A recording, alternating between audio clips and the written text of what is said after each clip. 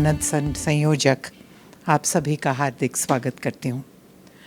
ये हमारे लिए अत्यंत खुशी की बात है कि हम प्रभा खेतान फाउंडेशन के साथ जुड़कर इस आयोजन का हिस्सा बन रहे हैं। ये फाउंडेशन कला, साहित्य, संस्कृति और महिला सशक्तिकरण के क्षेत्र में एक सक्रिय और समर्पित संस्था है जो भारतीय संस्कृति और साहित्य के प्रचार प्रसार में निरंतर प्रयासरत है। इस फाउंडेशन ने अपनी पहचान भारतीय साहित्य और संस्कृति के ब्रांड एम्बेसडर के रूप में बनाई है और इसके कार्यक्रम तथा गतिविधियां न केवल भारत में बल्कि दुनिया के 55 से अधिक शहरों में फैल चुकी है। हम कलम के अलावा किताब, लफ्ज़, एक मुलाकात, द राइट सर्कल, सुर और साज तथा आखर जैसे विविध और समृद्ध कार्यक्रमों का आयोजन करते आए हैं। विशेष रूप से कलम का मंच अपनी भाषा, अपने लोग के विचार को बढ़ावा देने के लिए समर्पित है, जहां हम सम्मानित और चर्चित लेखकों तथा कलाकारों को आमंत्रित करते हैं ताकि वे अपने प्रशंसकों और पाठकों से सीधे जुड़ सकें। आज हम सब के लिए अत्यंत गर्व की बात है कि हमारे बीच वरिष्ठ और लोकप्रिय हिंदी साहित्यकार उषा प्रियंवदा जी उपस्थित हैं। उनकी गरिमामयी उपस्थिति ने हम सभी को गौरवान्वित किया है। उषा जी का जन्म 24 दिसंबर 1930 को कानपुर के एक प्रतिष्ठित कायस्थ परिवार में हुआ। इलाहाबाद विश्वविद्यालय से अंग्रेजी में एमए और प्रेमचंद के उपन्यासों पर पीएचडी आपने की। आपने लेडी श्रीराम कॉलेज दिल्ली और इलाहाबाद विश्वविद्यालय में लगभग 5 वर्षों तक अध्यापन कार्य किया। एक बार फुलब्राइट स्कॉलरशिप पे अमेरिका के इंडियाना विश्वविद्यालय भी गईं और फिर वहीं रह गईं। प्रियंवदा जी ने अमेरिका के विस्कॉन्सिन विश्वविद्यालय में प्रोफेसर के तौर पर कार्य किया और अब प्रोफेसर एमेरिट्स के रूप में अपनी प्रतिष्ठा को और ऊंचाई दी है।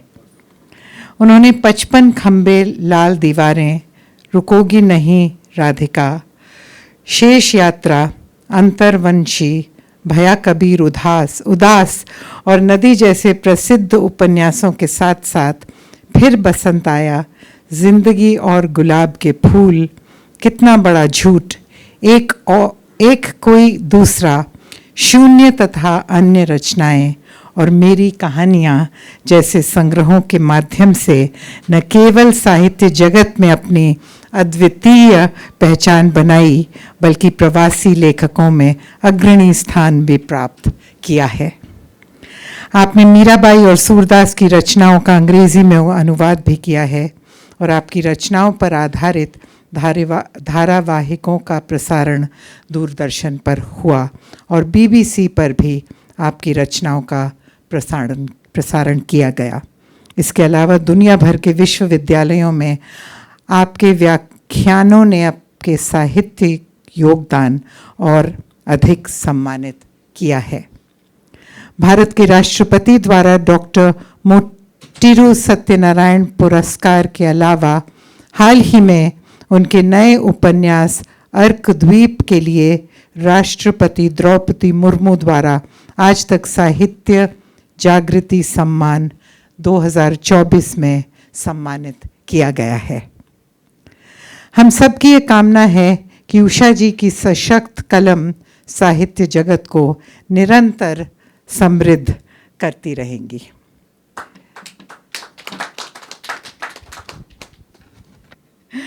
हमारे दूसरे अतिथि हैं पत्रकार जयप्रकाश पांडे। आइए उषा जी, आइए आप आइए। जय, आप आइए। जय से मेरा संबंध नया है पर रिश्ता कई जन्मों का है। से मेरी मुलाकात नई नहीं है पर रिश्ता हम लोगों का मुझे लगता है कई जन्मों का है, क्योंकि जय ने मेरा एक पॉडकास्ट किया इनके अपने चैनल के लिए और उसमें इनकी इतनी सारी परतें खुल के आईं जिससे मैं खुद भी स्तब्ध रह गई। तो जय और उषा जी आपका नमस्कार। पर जय, एक सेकंड, जयप्रकाश जी पत्रकारिता और लेखन की यात्रा में उन्होंने दैनिक गांडीव, स्वतंत्र भारत, दैनिक जागरण और दैनिक इन दिनों जैसे प्रमुख पत्रों के साथ कार्य किया है। इसके अलावा दिल्ली के प्रेस पत्रिका समूह में विशेष संवाददाता, सहयोगी संपादक और प्रकाशकीय संपादक के रूप में अपनी भूमिका निभाई। वर्तमान में वे साहित्य आज तक और साहित्य तक के संपादक हैं और इसके अतिरिक्त उन्होंने बुक कैफ़े में लगातार 1050 से भी अधिक पुस्तकों पर समीक्षा का रिकॉर्ड कायम किया है और उसमें मेरी किताब राधा पर भी विस्तार से इनसे बातचीत हुई है। अब आपको मैं मंच आपके हवाले जय, ताकि आप उषा प्रियंवदा जी से इस महत्वपूर्ण और विचारशील संवाद की शुरुआत करें। धन्यवाद नीलिमा जी। प्रभा केतान फाउंडेशन का सबसे पहले मैं आभार प्रकट करूंगा, आशा सुमन दिल्ली का भी, कि बहुत कम समय में इस कार्यक्रम को आयोजित किया गया है।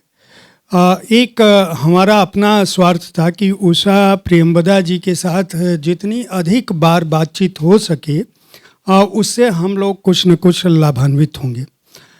जब हम इस चर्चा की शुरुआत कर रहे थे और ये तय हुआ, संदीप भुतोड़िया जी ने कहा कि इस बातचीत को आप ही को करना होगा, तो मेरे दिमाग में जो पहली बात आई वो उषा जी से पहली वार्तालाप की जो मेरी कोशिश थी वो ध्यान में आया।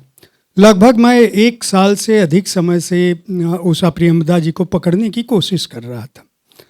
ओम निश्चल जी यहाँ मौजूद हैं, हिंदी के वरिष्ठ आलोचक हैं, सुधी साहित्यकार हैं और साहित्य प्रेमी हैं। उन्होंने मुझे नंबर दिया और कहा कि उषा जी बहुत सहज और सरल हैं और कोई दिक्कत नहीं है, आप उनको संदेश भेजिए वो बात हो जाएगी। कोविड का समय था, कोविड काल था और मैं घर में रह रहा था। मैसेज मैंने संदेश भेजा उषा जी को और उन्होंने मुझे कहा कि मैं रात में 11 बजे के आसपास मेरे लिए सुविधाजनक होगा, हालांकि तब भी समय होगा जल्दी का, लेकिन 11 बजे बात करूंगी। 11 बजे मैंने इनको जोड़ा तो बातचीत के दौरान इन्होंने कहा कि आपको पता है बाहर का टेम्परेचर कितना है? तो मैंने कहा मैम मुझे कैसे पता होगा? तो बोली -8 डिग्री है। तो उस -8 डिग्री में एक ऐसी वरिष्ठ साहित्यकार जिनके लेखन को मेरी माँ ने पढ़ के हमको बताया हो, उनका जिक्र, उनसे बातचीत करने का एक अलग एहसास है, एक अलग अनुभव है। तो सबसे पहले तो मैं आपको आभार और आपका स्वागत करूंगा कि आपका इतना स्नेह हमें बराबर मिलता रहा है और जब भी मैं कोई अनुरोध करता हूं तो आप उसे मना नहीं करते। इस हॉल में उपस्थिति जितने भी लोगों की है सब अलग अलग क्षेत्रों के लोग हैं। बहुत कम समय पे सुनील त्रिवेदी जी मेरे आग्रह पे आए। राष्ट्रपति महोदया के अभी OSD हैं, वो हमेशा इस बात को छुपाना चाहते हैं कि इसका कोई उल्लेख नहीं होना चाहिए। कमलेश भट्ट कमल जी हैं, अशोक मिश्रा जी हैं, अमरेश द्विवेदी जी हैं, बहुत सारे सभी साथी, हमारे बड़े भाई जो है विवेक शुक्ल जी जो है, दिल्ली शहर की जो जानकारी है उसके चलते फिरते इंसाइक्लोपीडिया हैं। तो अलग अलग क्षेत्रों के लोग हैं। मैं जानना चाहता हूं कि जो दिल्ली, जिस दिल्ली में आपको लाल दीवारें मिली थी 55 खंभों वाली, वहाँ से मैं यात्रा आपकी शुरू, या उससे भी पहले इलाहाबाद चलते हैं, आपके गांव चलते हैं। ठीक है जी।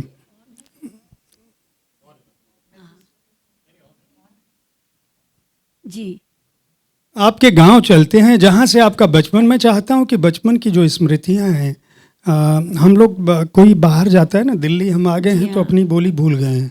आप पिछले 6 दशक से अधिक समय से अमेरिका में हो, आप पूरी तरह से अभी भी हिंदुस्तानी हो। तो वो गांव, वो संस्कार, मैं चाहता हूँ कि लोग यहाँ जो मौजूद हैं उस संस्कार के बारे में जान सकें जिसने आपको अभी तक आपके अंदर उस भारतीयता को बचा के रखा है। इसका श्रेय मेरे सबसे बड़े भाई को जाता है।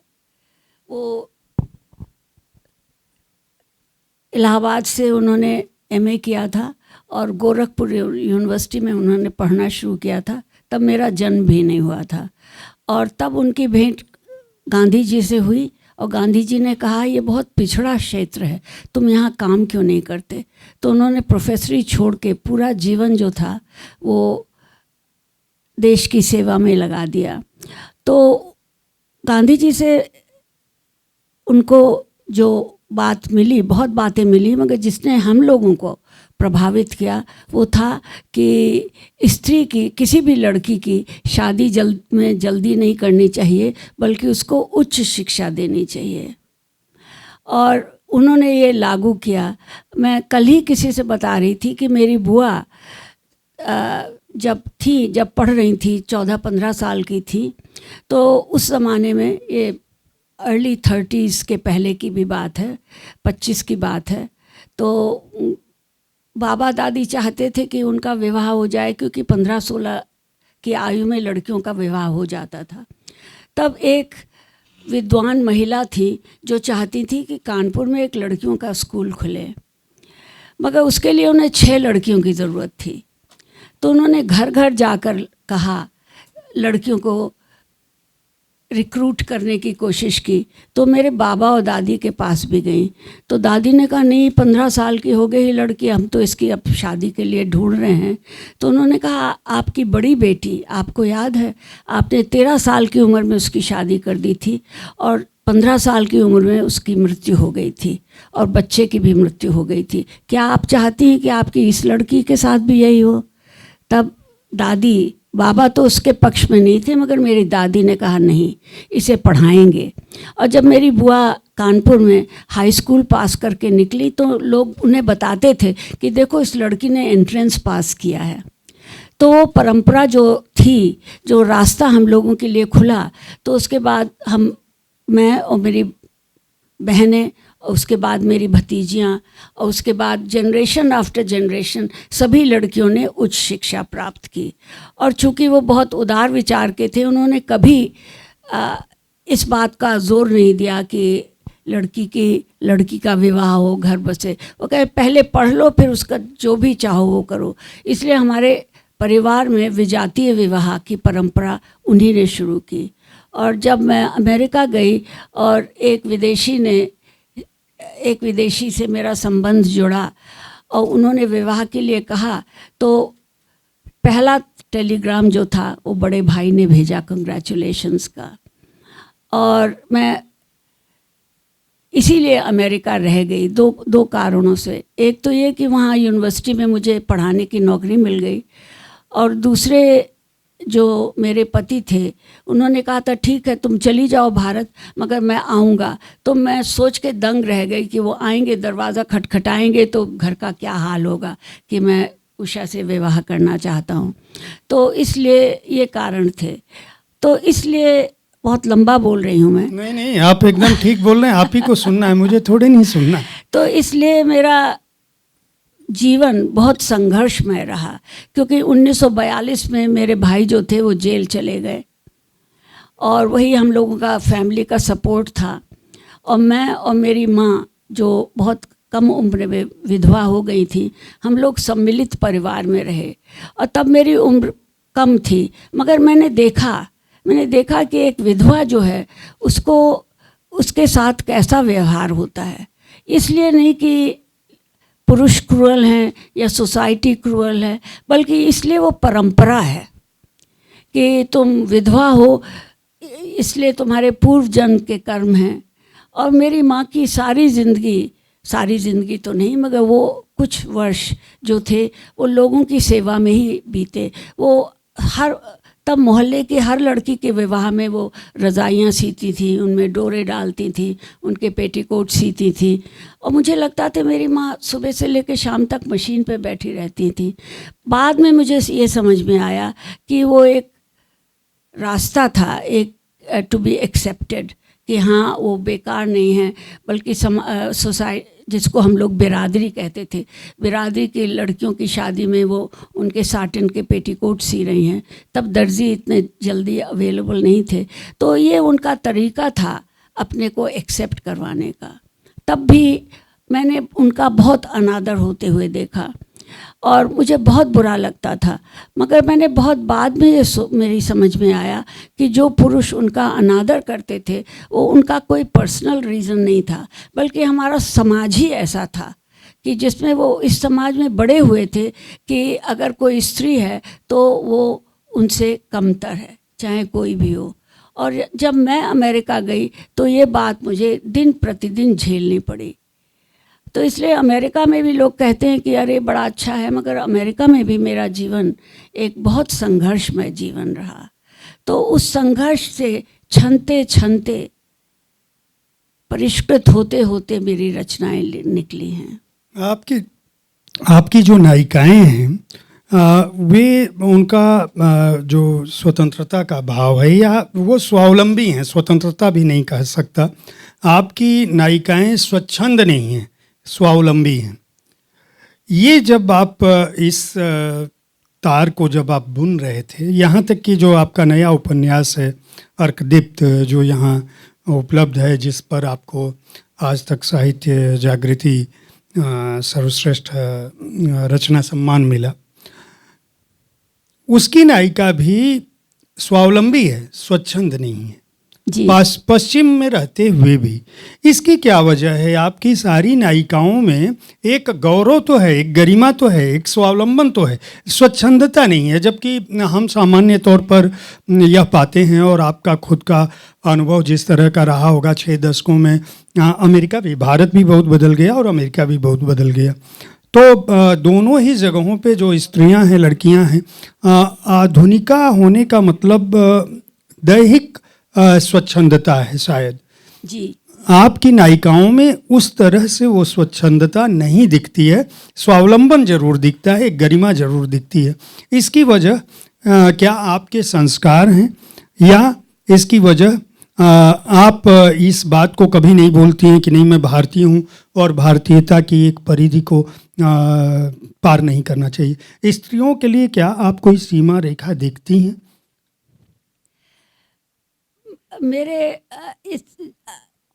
कोई जब मैं लिखती हूँ तो कोई बहुत स्पष्ट भाव मेरे मन में नहीं रहता है, मगर मैं चाहती हूँ, मन में कहीं पीछे ये रहता है कि जो भी ये पुस्तक पढ़े, क्योंकि बहुत सी स्त्रियां हैं हमारे समाज में जो कि जिनको ये पता ही नहीं है कि उनको क्या क्या उपलब्ध हो सकता है। परिवार में रहकर भी, बच्चों को पालते हुए भी वो एक स्वतंत्र जीवन जी सकती हैं। स्वतंत्रता का मतलब ये नहीं है कि सब कुछ छोड़ के निकल जाओ या शराब पी के सड़क पर लुढ़को, जैसा मैंने अभी हाल में देखा यहाँ पर। और यहाँ पर कहाँ देख लिया आपने? और तो मुझे थोड़ा सा लगा कि जो मेरे परिवार ने और मेरे भाई ने और भी लोगों ने जो भारत की स्वतंत्रता के लिए जो अपना जीवन होम किया, क्या इसीलिए, क्या यही स्वतंत्रता है कि आप, और ये मैंने अभी पिछले हफ्ते ही देखा कि आप पढ़ी लिखी हैं, स्वतंत्र हैं, मगर उसका मतलब ये नहीं है कि आप बेतरह शराब पी लें और आप लुढ़क जाएं। क्योंकि मैं सोचती हूँ कि स्वतंत्र होना और उसकी ज़रूरत नहीं है कि आप स्वच्छंद हों। उषा प्रेमवदा को क्या यह पता है कि वो उषा प्रेमवदा हैं? जी बिल्कुल नहीं। वो इसलिए कि मैं जिस परिवेश में रहती हूँ वहाँ कोई नहीं जानता कि मैं लिखती हूँ या मैं हिंदी में लिखती हूँ, और क्योंकि वहाँ जो भारतीय जाते हैं वो पढ़ते लिखते नहीं हैं, और हिंदी बोलने वाले भी हैं वो अंग्रेज़ी में ही बोलते हैं, टूटी फूटी अंग्रेज़ी में।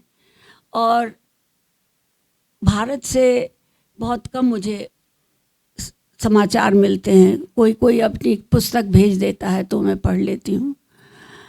इसलिए मुझे ताज्जुब होता है जब मुझे बिल्कुल नहीं पता था कि 55 खंबे लाल दीवाने इतनी पसंद की गई, क्योंकि लिख दिया मैंने। एक परिवेश था, वो परिवेश मैंने देखा था, और वो कहानी कहाँ से निकली वो वो मुझे नहीं मालूम। कुछ लोग कहते हैं या मानते हैं कि उसमें आपने अपने जो व्यक्तिगत दायित्व हैं उनको कहीं लिखा है या शादी की आपकी इच्छा थी भारत में वो। नहीं, ऐसी कोई बात नहीं थी। विवाह का हमारे परिवार में ये नहीं था। ये था कि हाँ, अगर हो जाता है तो अच्छा है। मेरी बड़ी बहन ने एक विजातीय से विवाह किया और मेरे मन में विवाह का कोई वो नहीं था। बस ये था कि पढ़ो, पढ़ाओ, अपना लिखो। क्योंकि लेखन भी मैंने बहुत सायास नहीं किया। वो मेरे जीवन का, क्योंकि एक अकेला जीवन था, कोई सहेली नहीं थी, कोई आउटलेट नहीं था। कॉफ़ी हाउस जाके दूसरे लोगों के साथ कॉफ़ी पीना मुझे अलाउड नहीं था, क्योंकि विमेंस हॉस्टल में रहती थी, वहाँ के बहुत सख्त नियम थे। तो इसलिए पता नहीं कहाँ से कहानियाँ उगती हैं, या बहुत सी कहानियाँ उगती हैं जो मैं दूसरों को देखती हूँ और फिर उस पर मैं अपनी कल्पना गढ़ती हूँ कि अगर ऐसा होता इसके साथ तो कैसा होता। अगर हम ये जानना चाहें कि आपके ऊपर किसके लेखन का प्रभाव पड़ा, क्योंकि आपने अपने लेखन से हिंदी जगत की बहुत सारी कई पीढ़ी की लेखिकाओं को प्रभावित किया है। आपके यहाँ, आपकी कहानियों में, आपके उपन्यासों में जो स्त्री स्वर है उसके साथ जो एक भारतीयता का जो बोध आता है कि ये परंपराएं हैं, ये संस्कार है, बिना किसी नारे के जो स्त्री पात्र आपके अपने को गढ़ते हैं, उससे बहुत सारी लेखिकाओं ने, एक लंबी कई कतार है, अब तो मुझे लगता है 4-5 पीढ़ी हिंदी की लेखिकाओं ने उसे गढ़ा है। अभी आज तक के सत्र में नमिता गोखले जी भाव विह्वल हो गई थी आपके साथ बैठ के। मेरा ये कहना है कि ये जो कई पीढ़ियां हैं और स्त्री के दुख दर्द, उसके स्वावलंबन का जो साझा जिसको कहते हैं बहनापा जो है, आपसे पूछूं कि आपके ऊपर किनका संस्कार था, किन लोगों ने आपको गढ़ा, तो आप किसका नाम लेंगी? अच्छा, किसी एक विशेष का नाम तो मैं नहीं ले सकती, मगर 2 लोग थे जिन्होंने मुझे बहुत प्रभावित किया। आपके प्रश्न से थोड़ा सा हट रही हूँ। एक तो जब मैं इलाहाबाद में रहकर पढ़ रही थी, अपनी बड़ी बहन के यहाँ रहती थी। उनके पति जो थे वो रघुपति साहब फिराक के छोटे भाई थे और घर के पास ही रहते थे।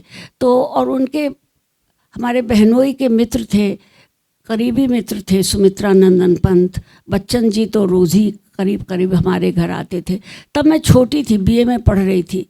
तो मेरा सिर्फ यही काम था कि कोने में बैठ के मैं इन सब की बातें सुनती थी, और लोगों ने मुझे बहुत सलाह भी दी। फिराक साहब मुझे बहुत सलाह देते थे, मगर शायद उन्होंने देखा होगा कि मुझ में एक चिंगारी है, मगर मैंने नहीं समझा था, इसलिए बहुत सारी बातें मैं भूल गई हूँ। मगर जो वातावरण था वो ये था, एक उमंग थी देश में, एक जोश था, आज़ादी के बाद का वो समय था और हिंदी को प्रोत्साहन मिल रहा था। बच्चन जी ने मधुशाला लिखी थी, तो इलाहाबाद की गली गली में लोग मधुशाला गा रहे थे। बच्चन जी की तो बात ही अलग थी। तो उन लोगों की बातें सुनते हुए कुछ पता नहीं मेरे मन में क्या, बस मैं बैठती थी, वो बातें सुनती थी। और बच्चन जी ने जब ये बात हुई कि बीए करने के बाद मैं आगे क्या पढ़ूं, तो बच्चन जी ने मुझे महामंत्र दिया, कहा कि देखो, अंग्रेज़ी पढ़ो, अंग्रेज़ी पढ़ाओ, मगर लिखो हिंदी में। क्या बात है, बहुत अच्छी। अब वो बात मेरे मन में अटक गई, क्योंकि बच्चन जी स्वयं इंग्लिश के प्रोफेसर थे, मगर हिंदी में लिखते थे। जो कविता पाठ उनका होता था तो हम लोग मंत्र मुग्ध होकर सुनते थे जब वो मधुशाला और अन्य कविताएं पढ़ते थे। तब अमिताभ बच्चन 13 साल के थे। तो एक तो ये बात थी, और दूसरी बात थी कि प्रेमचंद की पत्नी शिवरानी देवी, मैंने सुना वो इलाहाबाद में आई हुई हैं, तो मैं उनसे मिलने गई। बहुत सीधी सादी, बहुत गरिमामयी, एक चारपाई पे बैठी हुई थी। मैं बैठ गई, पूछना क्या करती हूँ, मैंने कहा मैं यहाँ अंग्रेज़ी पढ़ाती हूँ और एक उपन्यास लिख रही हूँ। तो उन्होंने कहा देखो, शादी वादी? हमने कहा नहीं, उसका कोई इरादा नहीं है। तो बोली देखो, मैं तुम्हें एक बात कहती हूँ कि पढ़ाओ, लिखो, मगर नौकरी मत छोड़ना, क्योंकि हिंदी लेखक का जीवन जो है, जो केवल लिख के जीना चाहते हैं, वो बहुत दयनीय है। वो बात मुझे याद रही। इसलिए जब मुझे यूनिवर्सिटी ऑफ विस्कॉन्सिन ने पढ़ाने का ऑफ़र दिया तो मैंने लिया, और मेरा इरादा था मैं 1 साल रहूँगी वहाँ पर। मगर उसके साथ साथ जैसे मेरी स्प्लिट पर्सनालिटी हो गई। एक थी उषा प्रियंवदा जो कि लिखती थी और सोचती थी और अपने मन में इंट्रोवर्ट थी, और एक उसका मुखौटा था जो कि यूनिवर्सिटी में प्रोफेसर होने का होता है, स्कॉलरली काम करती थी, विद्यार्थियों से मिलती थी। तो ये 2 धाराएं जो थी वो चलती रही। मगर रिटायरमेंट के बाद मैं कहूँगी कि उषा प्रियंवदा प्रधान हो गई। अब मैं लिखती हूँ और सरस्वती जी की कृपा है कि विचार आते रहते हैं। और अभी भी मैंने एक लघु उपन्यास लिखा है।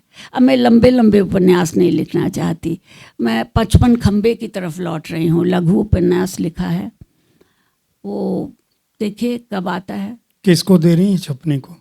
वो तो मैंने राजकमल से कहा था, क्योंकि मेरा एक उपन्यास था अंतर्वंशी, वो मेरी मित्र ने वाणी प्रकाशन को दे दिया था। तो अशोक जी ने बहुत दुखी होकर मुझे पत्र लिखा था, तो मैं तो उन्हीं को दूंगी। मैं ये जानना चाहता हूँ कि जो हरिवंश राय बच्चन जी, रघुवीर सहाय जी के समय का जो कालखंड था जिसने आपको गढ़ा, ऐसा नहीं है कि भारत से आप भले ही अमेरिका में रही हों, हर वर्ष संभवतः आप आती हैं भारत, और जब भी भारत आती हैं लगातार आपके लेखकों से मुलाकात होती रहती है। जो लोग अमेरिका जाते हैं, जो जानते हैं, वो भी आपसे मिलते रहते हैं जी।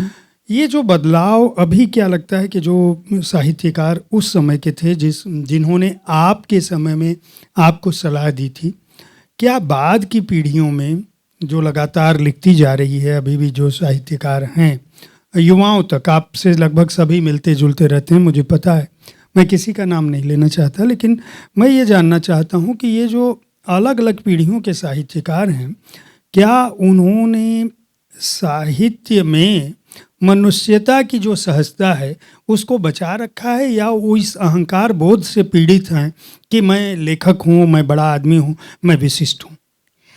अब इस पर तो मैं कुछ नहीं कह सकती, मगर मुझे ये लगता है कि आजकल जो लोग लिख रहे हैं उनमें वो उस विषय को या कहानी को या उपन्यास को वो उसको पकने का समय नहीं देते हैं। बस विचार आया और लिखा और छपवा दिया। इसलिए मेरे लिए वो बहुत आसानी से भुलाने वाले हैं। और दूसरी बात जो है, जो मैंने अर्कदीप लिखते वक्त मेरे मन में थी, कि जो आजकल ये स्त्री विमर्श का जो जोर चला है, जिसमें पुरुषों को इतनी लांछन लग रहे हैं और पुरुषों को बहुत तिरस्कृत किया जा रहा है, तो मेरे मन में था कि कुछ पुरुष ऐसे भी होते हैं, सिर्फ एकांगी प्रेम करना, एकाग्र प्रेम करना सिर्फ स्त्री की ही थाती नहीं है। कुछ पुरुष ऐसे भी हो सकते हैं जो एकाग्र प्रेम करें। तो मेरे अर्कदीप लिखने के पीछे यही मतलब था। और रहा ये कि कहना तो नहीं चाहिए, मगर मुझे लग रहा है कि आज का लेखन है वो बहुत जल्दी में लिखा जा रहा है। लोग लिखते हैं और छपा देते हैं, इसलिए बहुत फॉरगेटेबल है। अब अगर आप मुझसे पूछें, मैं पढ़ती हूँ मगर मैं बता नहीं सकती किसी कोई एक कहानी को या किसी एक उपन्यास को। मैं अर्कदीप की बात चूँकि आपने कर दी है, आपका सबसे नया उपन्यास है, उसकी नायिका पश्चिमी जगत में रहती है, और वो, अगर मैं सही हूँ, जो कि मैं हूँ अभी इस समय, मुझे याद है पूरी कहानी, तो वह अपने प्रेमी के प्रेम को बचाने के लिए अपना रेस्टोरेंट बंद करती है और अचानक गायब हो जाती है जी। क्योंकि वो ये समय देना चाहती है कि वो इस बात का एहसास कर सके, आभास कर सके कि उसके साथ आने वाले समय में उसका जीवन कैसा होगा कि नहीं, क्या उसके बिना ज़िंदगी हो सकती है या नहीं हो सकती है। क्या पश्चिम में रहने वाली कोई लड़की, कोई औरत, कोई महिला इस तरह के भावों से ग्रस्त हो सकती है, या केवल यूटोपिया है आपका, केवल कल्पना है? क्या आप ऐसी नायिकाओं से मिले हो जो अपने प्रेम के लिए पश्चिम जगत में रहते हुए भी इस तरह का त्याग कर सके? नहीं, ऐसी बात तो नहीं है, ये मेरी कल्पना ही है। यही कहूँगी कि मेरी कल्पना ही है, क्योंकि वो कुछ भी हो, वो भारतीय स्त्री है, तो भारतीय अपनी जड़ों से बहुत जुड़ी हुई है। और उसके जीवन में बहुत से पुरुष आए हैं।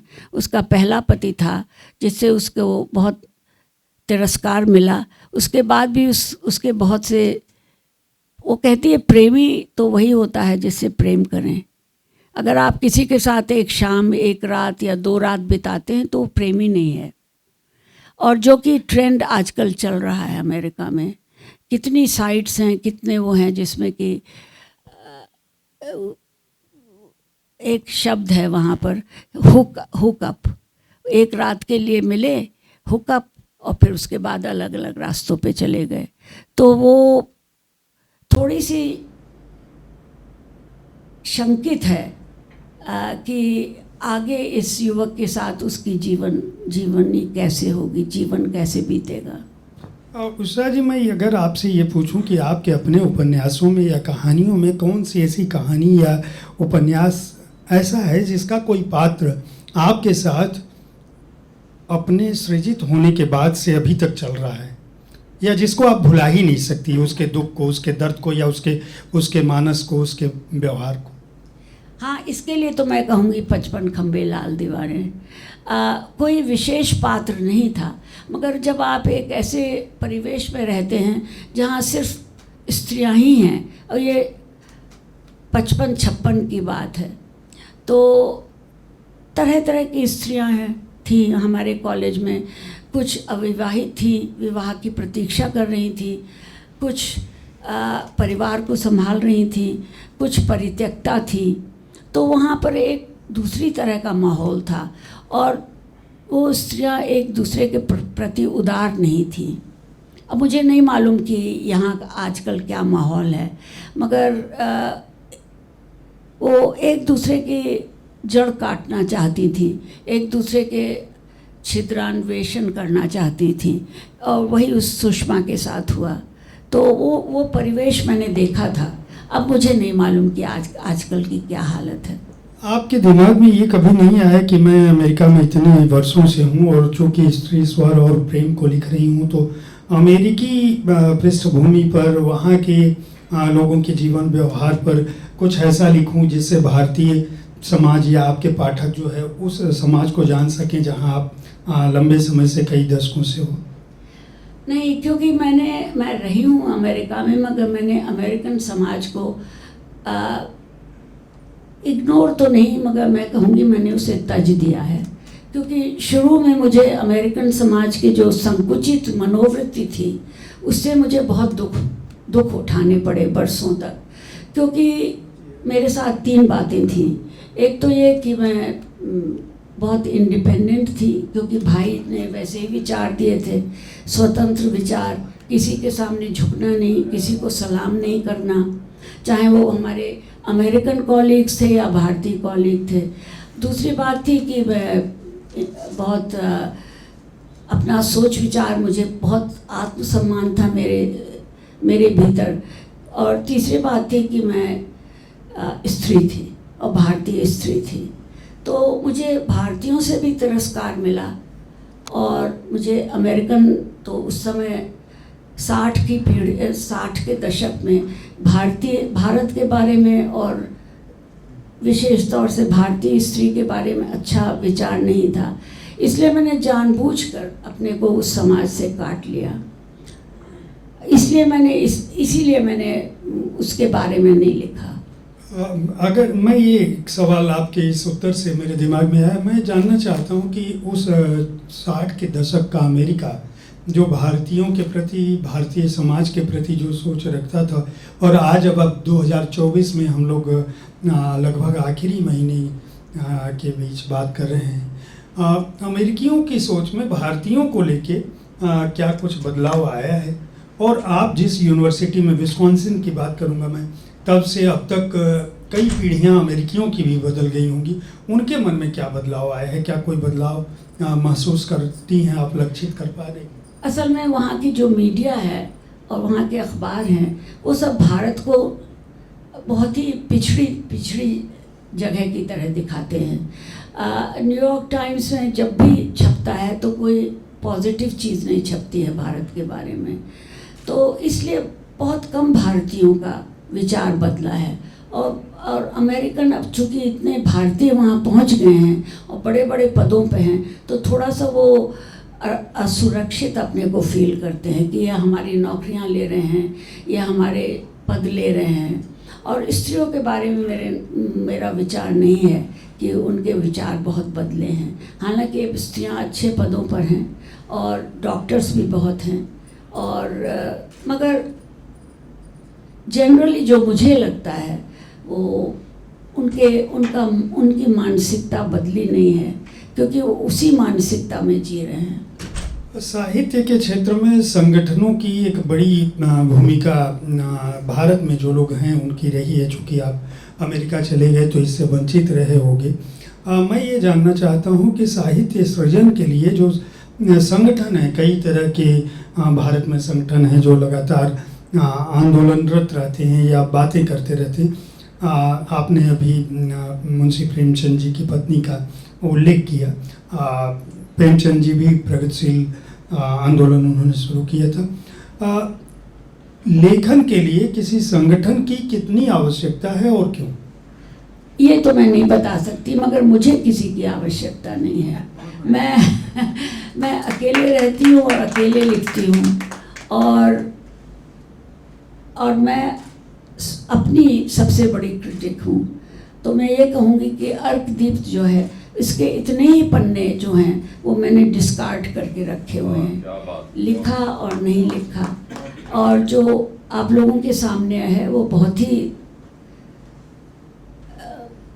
ही बेदर्दी से मैंने उसको एडिट किया है।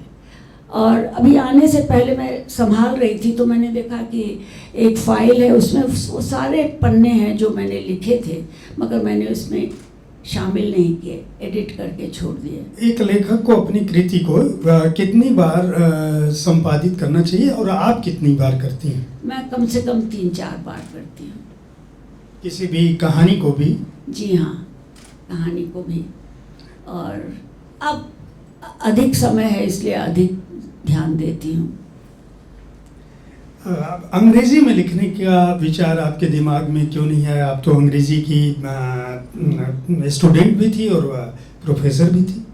हाँ, मैंने वहाँ पर जो बहुत प्रसिद्ध राइटर्स वर्कशॉप है आयोवा में, मैं वहाँ गई थी, मैंने पढ़ा था वहाँ पर। मगर जो भारतीय जिस तरह का साहित्य वहाँ लिख रहे हैं वो मेरे पाठक नहीं हो सकते थे, क्योंकि मेरी जड़ें और जो मेरा सोच है वो भारत से इतना जुड़ा हुआ है, इतना गहरा है कि जिस तरह के कहानियाँ या उपन्यास मेरे साथ की मेरी समवर्ती लेखिकाएँ लिख रही हैं, वो मुझे पढ़ने में भी बड़ी ऊब होती है। आपने अभी समवर्ती कहा तो मेरे दिमाग में एक प्रश्न उठा कि मैं आपके समवर्ती साहित्यकार किन्हें मानूं? क्या आप कुछ का उल्लेख कर सकती हैं जिनको प्रिय, जिनको पसंद करती हैं? जिन्हें नहीं पढ़ती हैं उनकी बात नहीं कर रहा हूँ। समवर्ती से आशय क्या है? क्योंकि आप तो जब लिख रही हैं तो मैं कहूँगा कि शिवानी सुरीवाला ये लोग थे। अब आप कहोगे कि मैं तो आज भी अर्कदीप तो अभी 2024 में आया है, तो अभी कोई लड़की लिख रही है या कोई नई लेखिका लिख रही है, वो भी मेरी समवर्ती? नहीं, मैं अपनी समवर्ती मन्नू भंडारी को मानती हूँ, और कृष्णा जी का मैं बहुत आदर करती थी, बल्कि वो मेरी आदर्श थी। और मुझे लगता था मैं बादलों के घेरे जैसी कहानी नहीं लिख सकती, और इसी लज्जा ने मुझे बहुत सालों तक लिखने के लिए रोका। मगर जिस तरह से मैंने कहानी लिखना शुरू किया वो भी एक बहुत रोचक प्रसंग है। श्रीपत राय तब कहानी संपादन करते थे और हमारे यहाँ रोज़ ही आते थे, और मैं बैठ के उनकी बातें सुनती थी, मगर मैं सोचती थी मैं कृष्णा सोबती की तरह नहीं लिख सकती। तो मैंने एक बार कहानी में एक कहानी पढ़ी, तो मैंने उनसे पूछा ये निर्मल वर्मा कौन है? तो उन्होंने कहा कि ये राम कुमार के छोटे भाई हैं। तो अब मुझे कहानी की याद नहीं है, और जब मैंने निर्मल को ये बात बताई तो निर्मल, मैंने मन में सोचा ऐसी कहानी तो मैं भी लिख सकती हूँ। तो जब मैंने ये बात निर्मल वर्मा को बताई तो वो बहुत हंसे, तो कहने लगे तुम्हें लेखिका बनाने का श्रेय मुझे है। तो मैंने कहा हाँ, क्योंकि बादलों के घेरे जैसे तो मैं लिख ही नहीं सकती थी, मगर जब मैंने तुम्हारी कहानी पढ़ी तो मुझे लगा कि हाँ मैं भी ऐसा लिख सकती हूँ। तो उन्हें याद नहीं था कौन सी कहानी थी, क्या शीर्षक था, और मुझे भी याद नहीं था। बहुत सोचा, उन्होंने बहुत पूछा। मैंने कहा उसमें जो उसे एक चीज़ याद है कि नायक जो है वो चादर तान के सो रहा है, और जब वो सो रहा है तो उसकी प्रेमिका उसका साबुन चुरा के ले गई।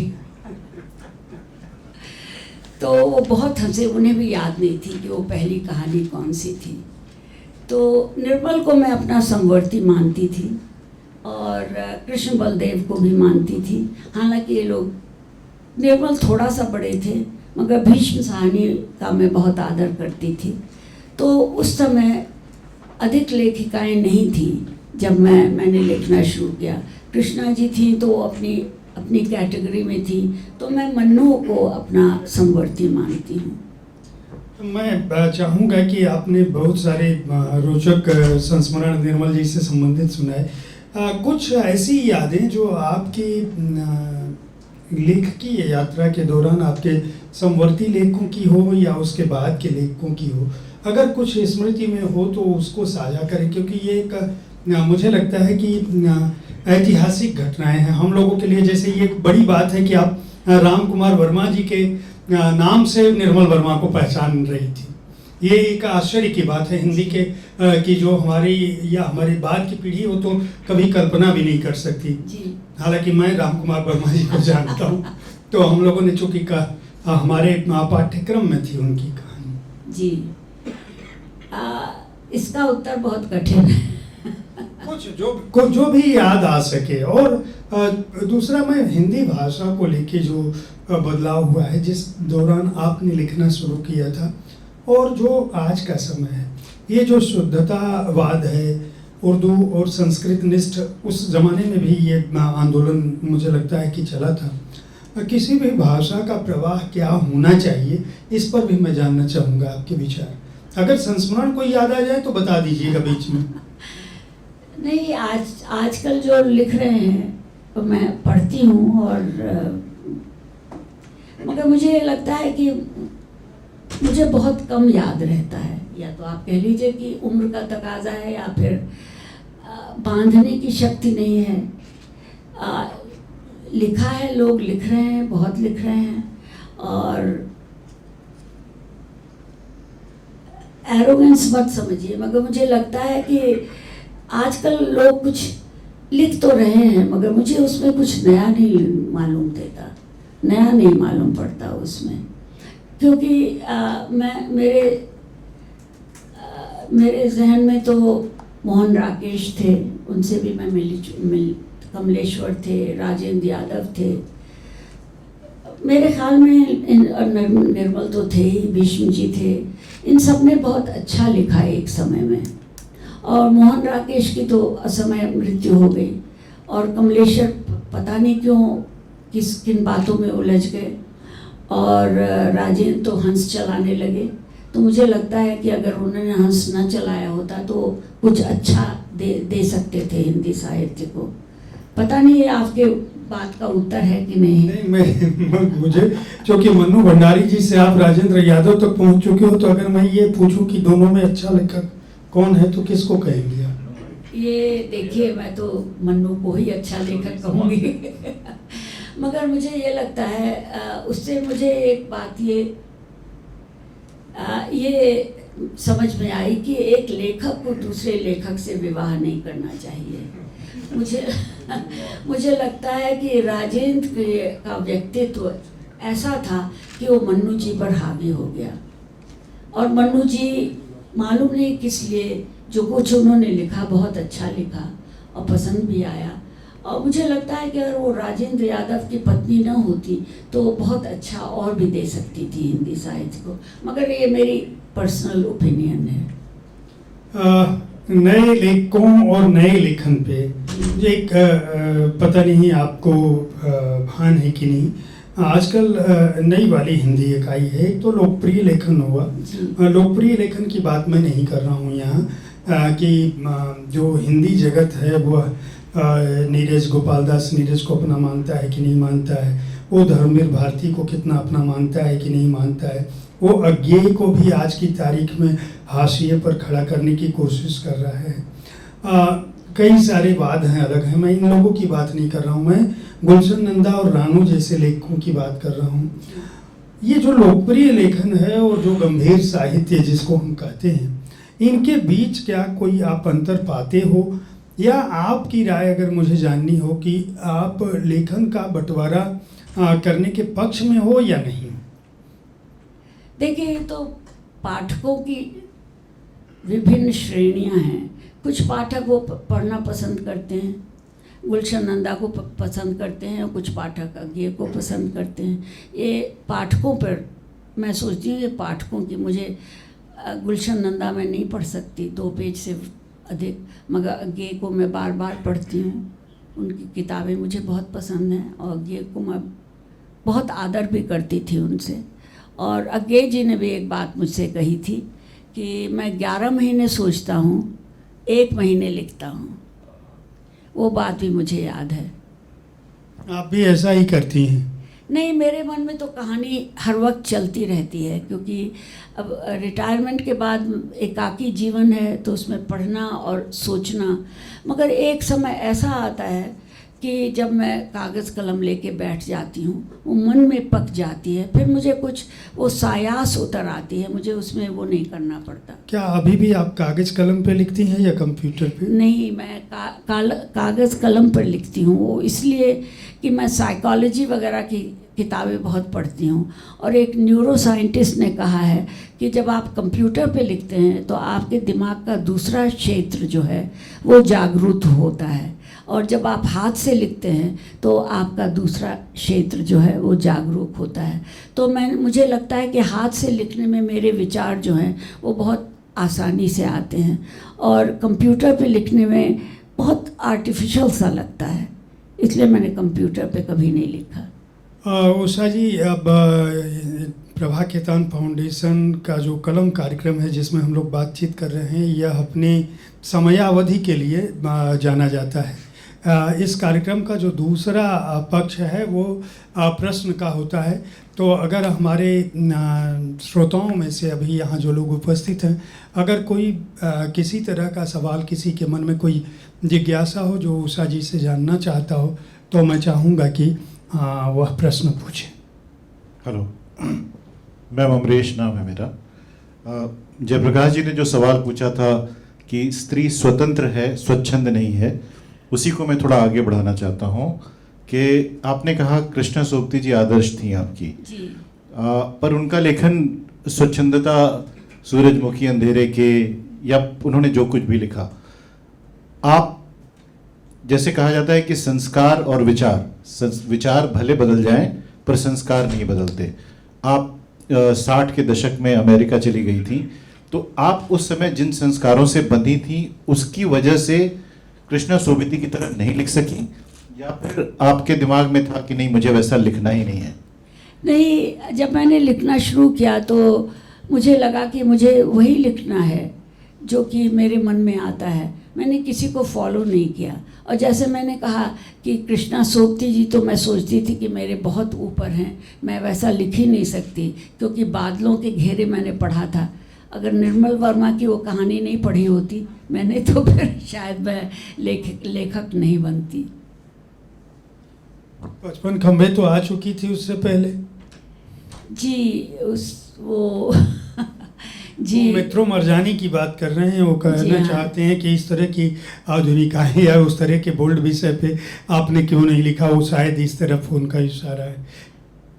बस नहीं लिखा तो नहीं लिखा। और ओम जी, कोई प्रश्न आपके पास भी है? नहीं, बहुत सारे प्रश्नों के उत्तर तो उनके उपन्यास खुद ही बोलते हैं। और आपने जो पहला सवाल किया था कि स्त्रियों की गरिमा को ध्यान में रखती हैं, सबसे पहली बात है भाषा का जो अन्वेषण और सतत चिंतन आपके यहाँ चलता है। जो भाषा का सतत अन्वेषण और चिंतन आपके यहाँ चलता है वो कहानी को बाधित नहीं करता है।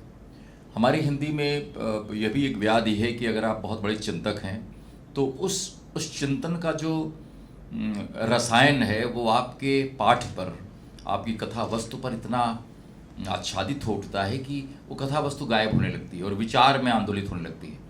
आपने विचार को कथा सूत्रों के जरिए पकड़ा है और कई कई जगह पर बिल्कुल जीवन से जुड़ी हुई स्थितियां हैं कि स्त्रियों के कितने संघर्ष के बाद भी एक किनारा कहीं मिलता है, धोखे भी मिलते हैं, लेकिन स्त्रियों का जो विश्वास है वो कहीं टिकता नहीं है। मैं तो बहुत सारे उपन्यास आपके पढ़े हैं और ये ठीक है कि मैं कथावस्तु के सारे कोई सवाल मैं नहीं कर पा रहा हूँ। मैं तो आपकी भाषा पर मुग्ध होता हूँ, जैसे कृष्णा सोबती की भाषा है जो कि थोड़ा सायास लगती है, लेकिन वो हमारी आधुनिक जो कथा भाषा उसके फ्रेम्स थोड़ी अलग छिटकी हुई मालूम पड़ती है, उसका व्यक्तित्व अलग होता है। और इसी मायने में हमारा कथा साहित्य अलग भी होता है कि भाषा की सर्जना वहाँ दिखाई देती है। भाषा की सर्जना ही बताती है कि ये उषा प्रियंवदा हैं, ये शिलाल शुक्ल हैं, ये निर्मल वर्मा हैं। तो मुझे लगता है कि भाषा अपने आप में एक बहुत बड़ा टूल है जिसको आप कई तरह से इस्तेमाल करती हैं। भैया कबीर उदास तो मैं पढ़ के रो उठा था। वो कौन सी नायिका है जो वक्ष कैंसर से जूझती है और फिर कितनी तरह के मतलब उस विषम परिस्थिति में वो कैसे अपने व्यक्तित्व को पुनः हासिल करती है, उसके साथ आप निरंतर खड़ी रहती हैं। जिन स्थितियों में उसे एक पुरुष पात्र मिलता है फिर उसे वो सहारा देता है, और बहुत सारी स्थितियों को इस तरह से लिखा जिससे लगता है कि मैं कोई कविता का एक अटूट पाठ पढ़ रहा हूँ, टूटी हुई बिखरी हुई जैसा पाठ, लेकिन उसमें कथा सूत्रता इतनी है कि बहुत ही वो कहीं कहीं रोमांटिक कथा भी है, वो कहीं कहीं अवसाद की कथा भी है, कहीं कहीं अपने मनुष्य होने के विश्वास के लौटने की कथा भी है। तो मुझे लगता है कि मैं बहुत जैसे कोई अच्छा सुस्वादु भोजन मिले और कोई तृप्त होकर खाए और फिर विश्रांति में लौट जाए, मैं उसी तरह आपके गद्य को, आपकी कथा ओम जी कोई जो है सवाल आपसे नहीं पूछना चाहते, उन्होंने अपने विचार दे दिए। धन्यवाद। एक मेरे दिमाग में एक प्रश्न आया है इन सारी बातों के बीच में, बहुत सारी इतनी देर से बात कर रहा हूँ लेकिन प्रश्न खत्म ही नहीं हो रहे। मैं ये जानना चाहता हूँ कि कोई एक ऐसी कृति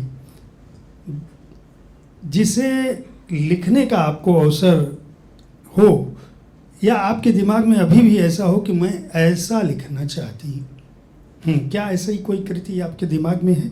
जी नहीं, ऐसी कोई कृति नहीं है, जो मन में आता है वही लिखती हूँ। मगर मैं ये कहूँगी कि मैं पढ़ती बहुत हूँ। मैंने सालों साल मैंने विदेशी साहित्य भी पढ़ा है। अभी हाल में किसी ने मुझसे पूछा तो मैंने कहा कि मुझे वो कृतियाँ पसंद आती हैं जिसमें मनुष्य की पीड़ा होती है, और इसीलिए मैंने सोल्जेनित्सिन का नाम लिया। तो मैंने कहा कि वो पढ़िए तो आपको पता चलता है कि एक मनुष्य कितना सह सकता है। तो मुझे उसी तरह की चीज़ें पसंद आती हैं पढ़ने में, और शायद जब तक मैं लिखती हूँ तब तक वो इतना मन में अपने आप परिष्कृत हो चुकता है कि वो उसी तरह से आता है।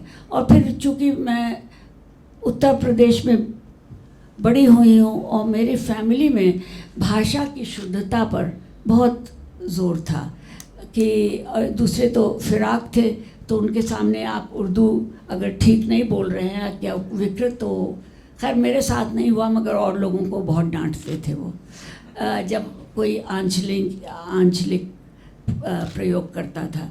तो उस तरह के तो एक भाषा की एक मुझे नहीं मालूम कि वो भाषा कैसे बन गई।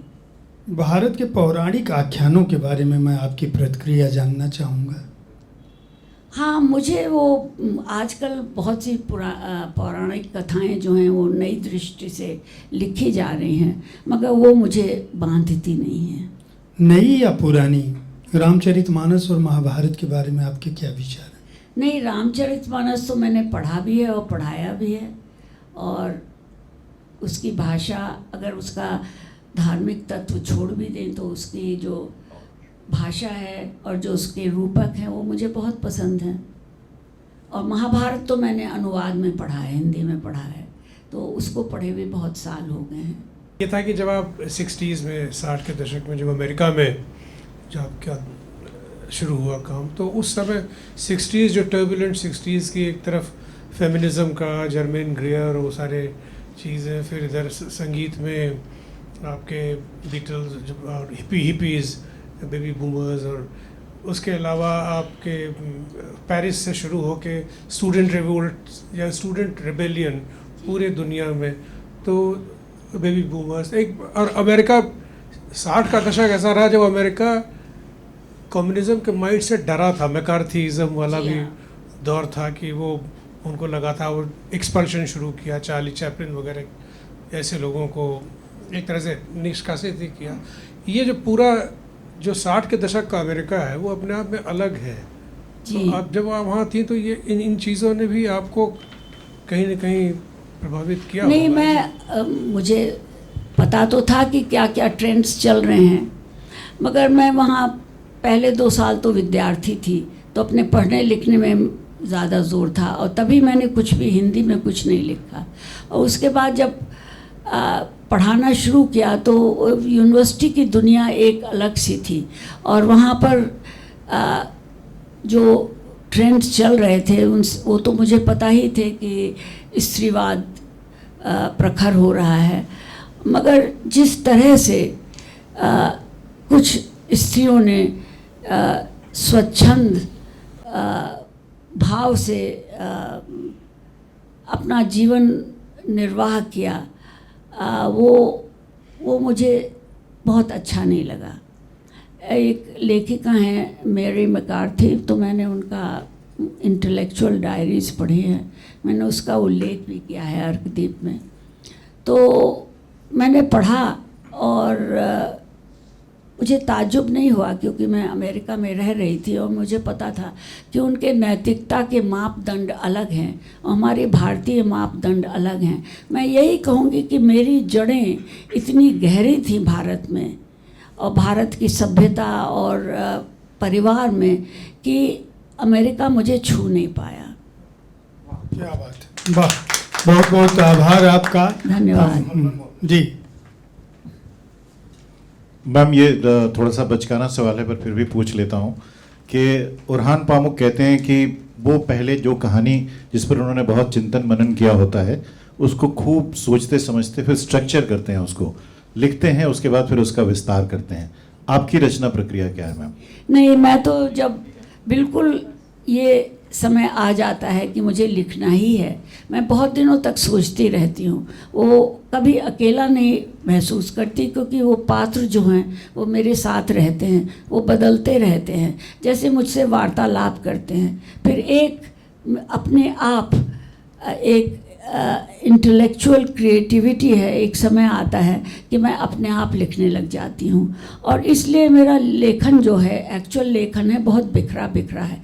पृष्ठ खो जाते हैं और पुस्तक छप जाती है, बाद में पृष्ठ मिलते हैं, वो रह जाते हैं, छोड़ो जाने दो। कोई एक जगह नहीं है जहाँ मैं बैठ के लिखती हूँ, या कोई ऐसा नहीं है, क्योंकि कागज़ कलम से लिखती हूँ, खो जाती हैं चीज़ें, बाद में मिलती हैं। तो मैं स्ट्रक्चर वो मेरे मन में बंध गया है उसका।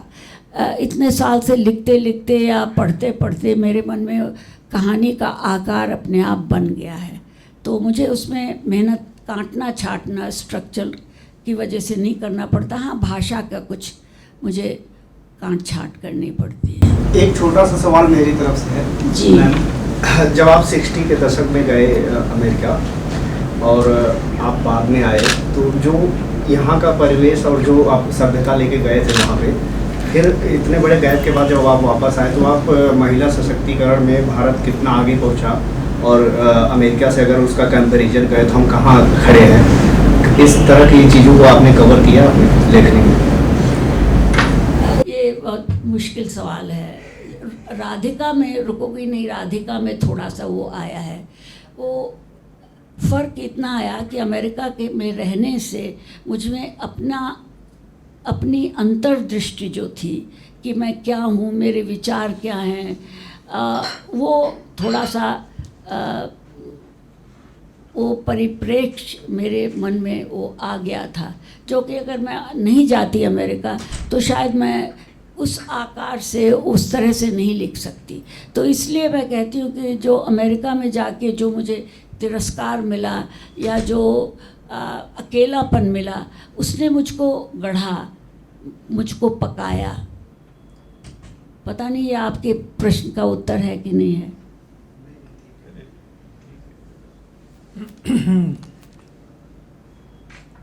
I think no more questions. Yeah. आज का यह अद्वितीय और प्रेरणादायक आयोजन कलम दिल्ली अब समापन की ओर है। इस विशेष अवसर पर मैं आप सभी का हृदय से धन्यवाद करती हूँ और इस कार्यक्रम की सफलता में योग देने वाले आप सब अतिथियों का आभार प्रकट करती हूँ। सबसे पहले हमारी सम्मानीय मुख्य अतिथि उषा प्रियमवदा जी का धन्यवाद करती हूँ, जिन्होंने आज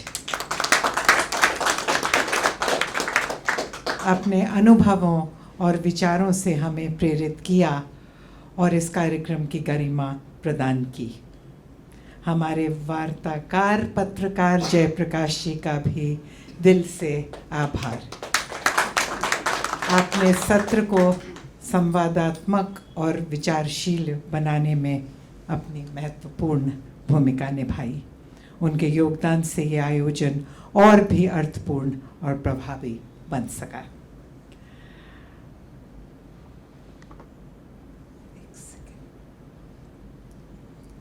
अब मैं Miss Sonali Chauhan, general manager Connaught IHL selections को मंच पर आमंत्रित करती हूँ कि कृपया आकर उषा जी और जयप्रकाश जी को तमिलनाडु की पारंपरिक पोन्नडाई दुपट्टा ओढ़ाकर सम्मानित करें। सोनाली। मैम आप बैठे रहे। लाइट नीचे कर लाइट।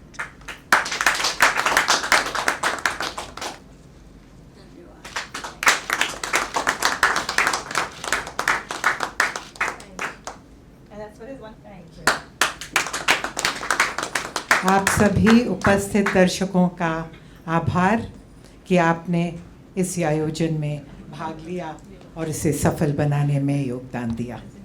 मैं आपसे निवेदन करती हूँ कि आप लेखिका उषा जी की किताब पर उनका सिग्नेचर ऑटोग्राफ ले सकते हैं और इस अद्वितीय अनुभव को अपने साथ ले जाएं। धन्यवाद।